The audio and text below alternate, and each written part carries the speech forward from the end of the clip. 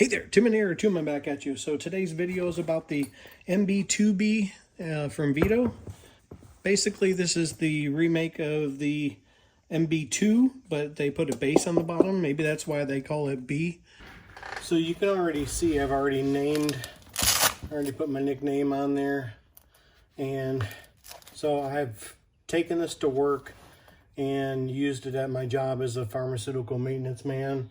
And I kind of have it set up a little bit and wanted to show it to you and show you what I have in it and kind of give you an idea of what this thing can hold.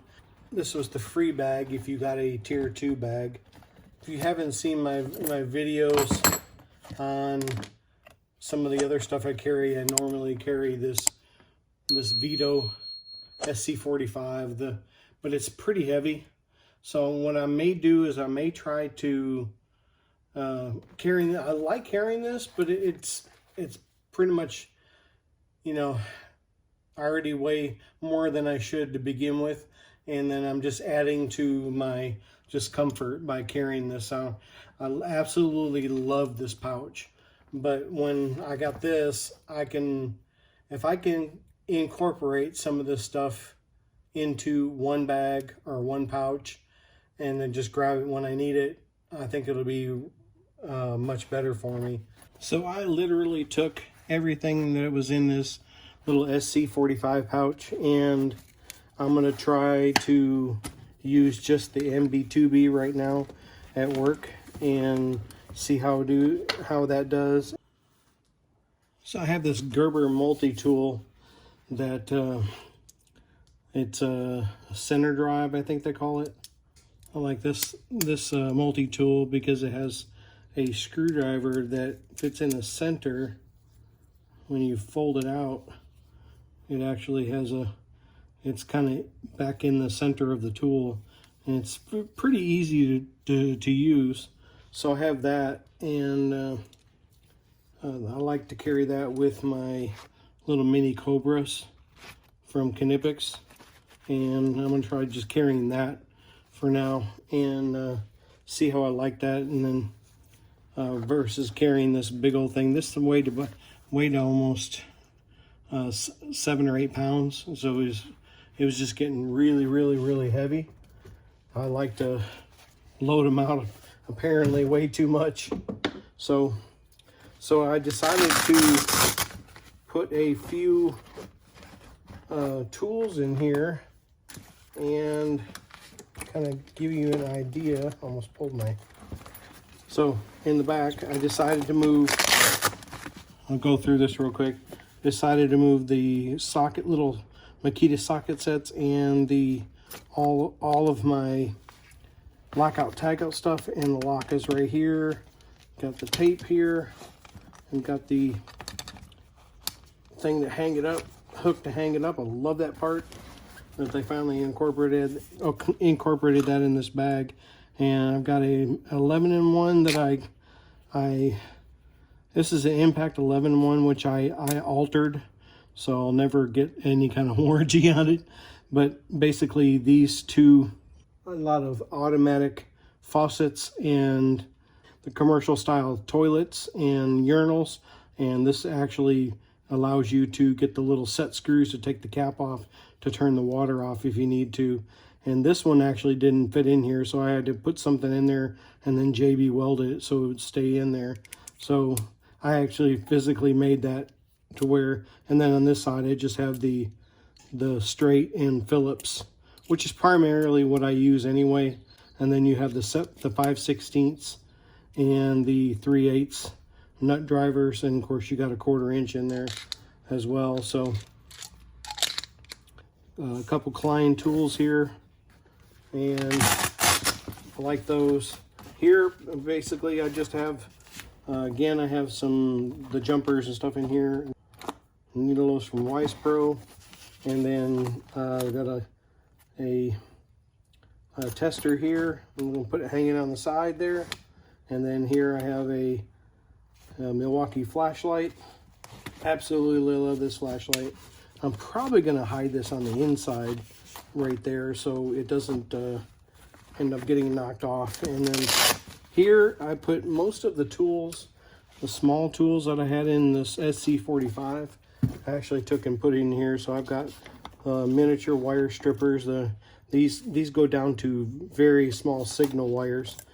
Signal wire screwdriver, a couple Malco bits, the little mini ratchet from Harbor Freight, a little Crown mini ratchet, and I like both of those. Little mini Klein wrench, and actually fits in the little bit holder there. I got this little Wera holder for some of those bits, so I got all that in here, and it stays put. I don't have to worry about that. And I showed you this. This side I've got a 14-in-1. I've got a Kaiweets. This is a Kaiweets wire stripper, but it has the flush cut on the end. Primarily I use this for the flush cut. And then I have these forged wire strippers here. And then in here in the this is a Fluke 376 FC, so it's a huge meter, and this meter actually is, to kind of give you an idea how long this thing is. With the alligator clips hooked up to it is 10.5 inches, and this bag is literally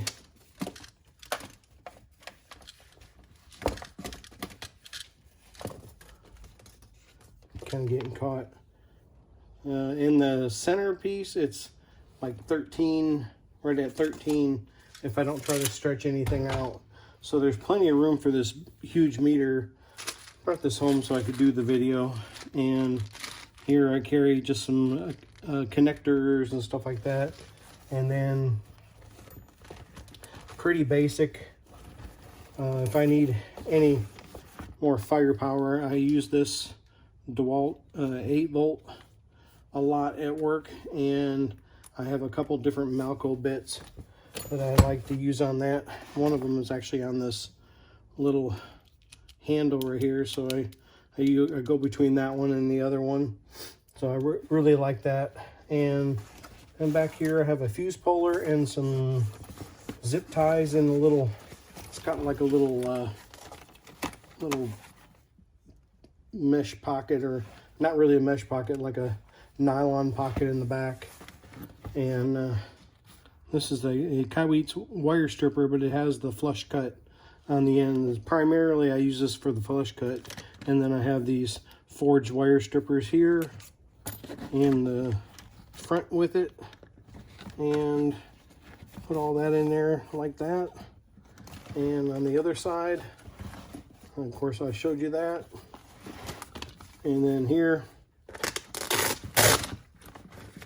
on the inside, we've got the handle, and then I've got pretty much the same thing that I showed you in there. I've got the 8-volt DeWalt. Now this, I haven't weighed this yet, but it's probably about 9 pounds, 8-9 pounds. So it's not too bad. It's a little more than what that was. May actually take the DeWalt out of there. I'm not sure. I like it. It works really, really well. And I'm going to try that. And then I had a Tough Built shoulder strap, but I like this one had this from a Crepop bag. So I'm going to use this shoulder strap because it's a little more padded, and looks like it'll actually stick to my shoulder a little better. So I'm going to use this one on there, and I'll take some more footage of it at work. This is a really, really cool meter bag. Primarily, that's what I want it for. Oh, one thing I wanted to point out too on here is the only thing that I saw on this bag that I didn't really care for, I don't know, I'm going to try to figure out something, is when you unzip it, the zipper goes down inside this pocket. So if you have any tools inside there, it's a little bit of a cumbersome deal where you have to kind of, what I do is stick my hand on the inside and try to pull up the zipper. So if you don't have to roll it down all the way, I would leave it the same thing out over here. So now if I want to try to grab this zipper and close it up, I'm primarily going to leave it open, but you see how I had to kind of put my hands down in there on both sides and raise the zipper open. So it's kind of maybe they should have just stopped the zipper up here where it wouldn't interfere with your tools. So just a thought. Anyway, hope you got some value out of the video. If you did, please go down there, hit the like and subscribe button, hit the bell icon. You get notified when I post a new video or go live. This is Tim Veto MB2B back at you. I'll be back.